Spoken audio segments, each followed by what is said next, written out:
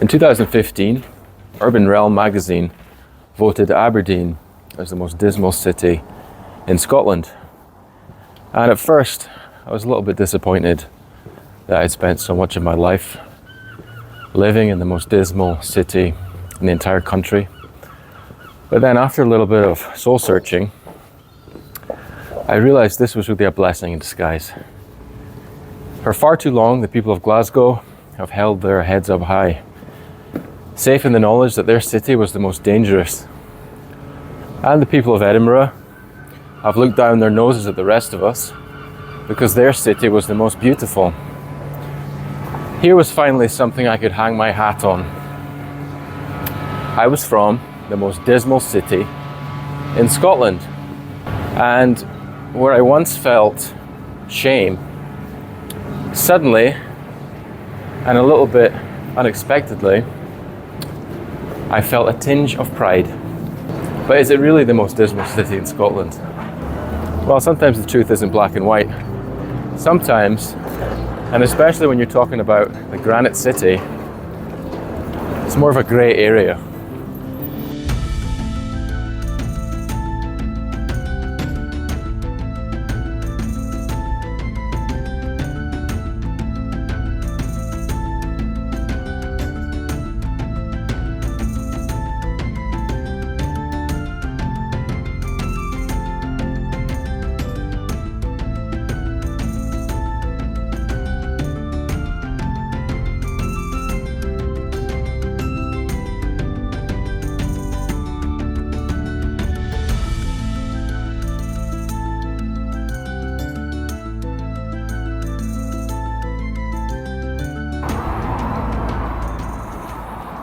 It's easy to focus on the bad things about Aberdeen, especially if you've grown up here like I did, but I've been living abroad for the last 15 years.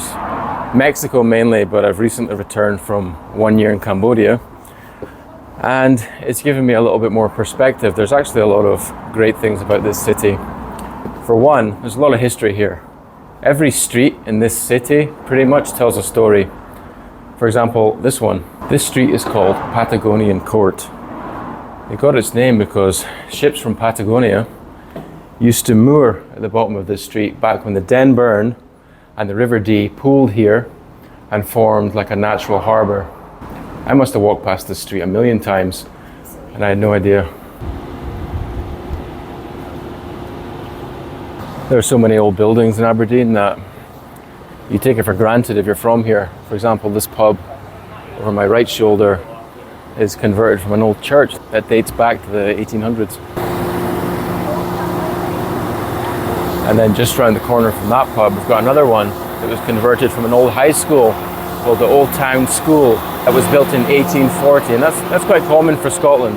You've got an old building lying around, not up to much, we convert it either into a pub or a nightclub. But arguably, the most important or significant pub in Aberdeen is just down here at the bottom of the street. It's called Ma Cameron's, and it's over 300 years old.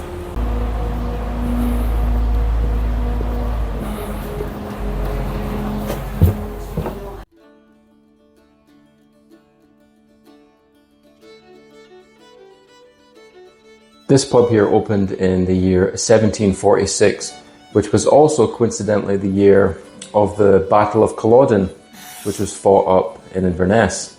Now, the British government army at that time actually based themselves in Aberdeen from February until April that year, which means there were probably men who fought in the Battle of Culloden who stopped in to this pub for a pint. And this is where they would have sat. This is the oldest part of the pub.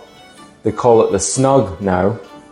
Obviously, I can't show you a photo from 1746 to show you what it looked like back then, but I did find a photo that shows the front of the pub, and the photo is dated from the early 1900s. Back then, the sign said J.A. Cameron outside after the owner, John Cameron. But after he died, his wife, Amelia Cameron, who was affectionately known as Ma, took over the running of the pub, and that's where the pub gets its name, Ma Cameron's.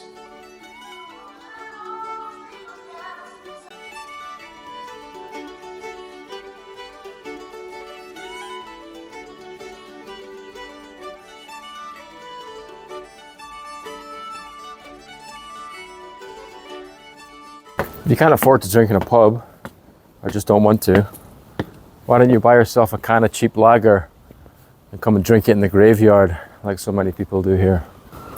It's easy to judge people who do things like that, but honestly, these days, becoming an alcoholic might be the only rational choice left.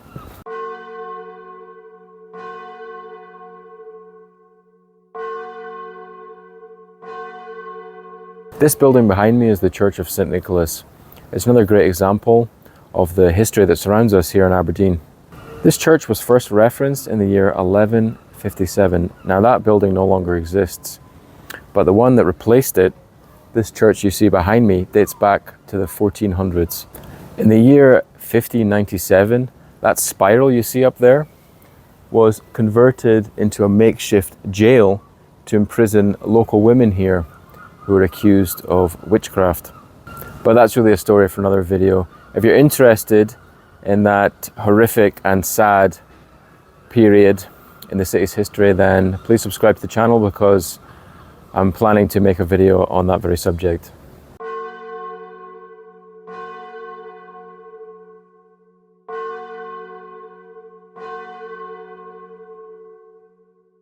And you can't really talk about the buildings here in Aberdeen without mentioning this one to my left, Marshall College.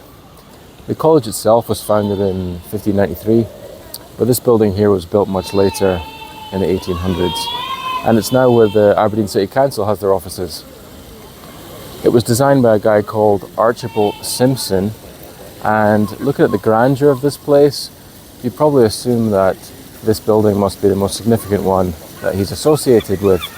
But Archibald also designed my favourite pub, so at least for me, this comes second place.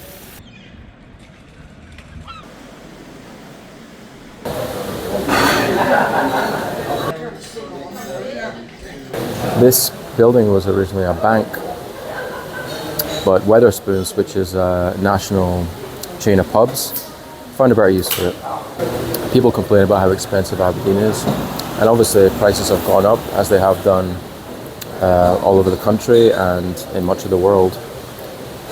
But here in this pub, you can get a pint of beer for only £1.79. Because of the prices and also the fact they don't play annoying music in here, it's really popular with the retired people who are living off a pension. It's also right next door to the Sheriff Court, which makes it a convenient stop for the city's criminals. If you have a run-in with the law here in Aberdeen and are summoned to appear in court, why not stop off here afterwards for lunch? And if you're convicted, this would be a convenient place to drown your sorrows before you're hauled off to jail.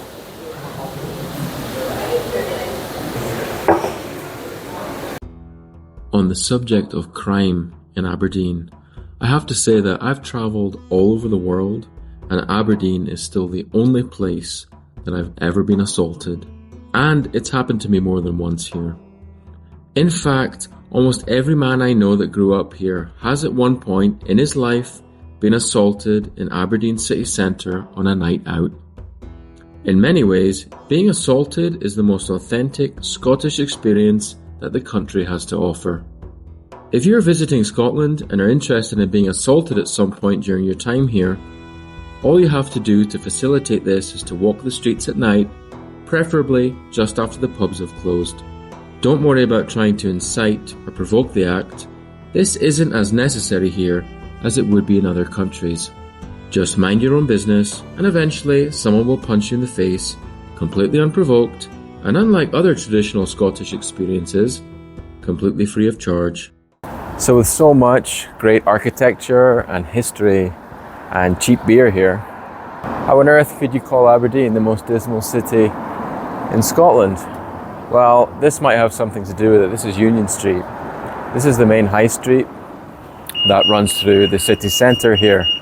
And one by one, shops that have been here, that have been a fixture on this street since I was a kid, have been disappearing, only to be replaced by betting shops, charity shops, vaping shops, and shops where everything costs £1. It's a pretty grim transition, to be honest, and it reflects the changing demographic of the types of people that you see on this street now.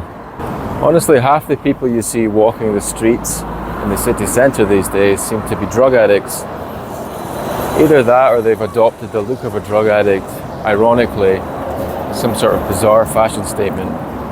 Obviously, high streets all over the UK are struggling right now and to a certain extent even disappearing. COVID and online shopping have changed people's buying habits. But here in Aberdeen, a lot of the blame seems to be aimed at Aberdeen City Council. The feeling is that a lot of the policies that they've enacted recently have hurt rather than helped the situation.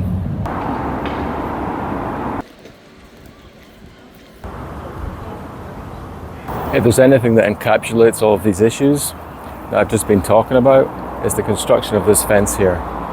People were jumping off of this bridge, throwing themselves onto the train tracks below, and instead of addressing the root cause of the issue, which obviously is mental health, the council put up this fence, and it cost about 150 grand to do so. Now, I'm no expert on mental health, but it seems to me that if you've decided to jump off a bridge, this fence here would represent nothing more than a minor inconvenience on the path to doing just that. The fact is that for some people, life isn't worth living, and building a fence isn't going to fix that. The people of Aberdeen have a reputation for being particularly miserable, even when compared with other Scottish people. Some say it's because of the weather, others say it's because we're so isolated up here.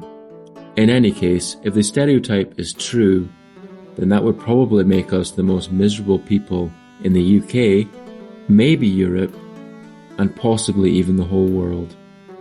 Something else to be proud of then.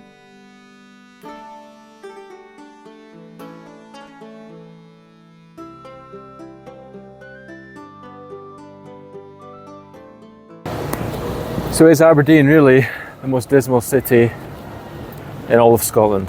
Well, I'm from here, so it's not really up to me to say. And what about the people? Are the stereotypes about us, the people of Aberdeen, really true? Well, in order to answer that question, we have to talk about the most outrageous stereotype that the people of Aberdeen have had to live with for hundreds of years. And that is, of course, the stereotype that we're all a bunch of sheep shaggers. For those of you that are not familiar with the term sheep shagger, it's best described as someone who has carnal knowledge of a sheep, or for that matter, several sheep.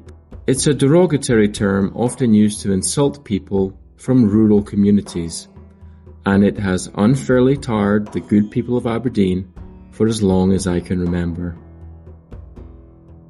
I shagged my first sheep when I was just a boy. It started innocently enough. It was a long winter's night and I was cold. I invited a sheep from the neighbour's farm to share my bed, and nature took its course. When I awoke the next morning, the sheep was gone, and I had become a man. I spent the rest of the day scouring the countryside for the sheep. I'm not ashamed to admit it. I had developed feelings for the animal. And just before nightfall I found her, lying on a pile of hay in an old wooden barn. She had been sheared and was almost completely bald. It broke my heart. I never loved again.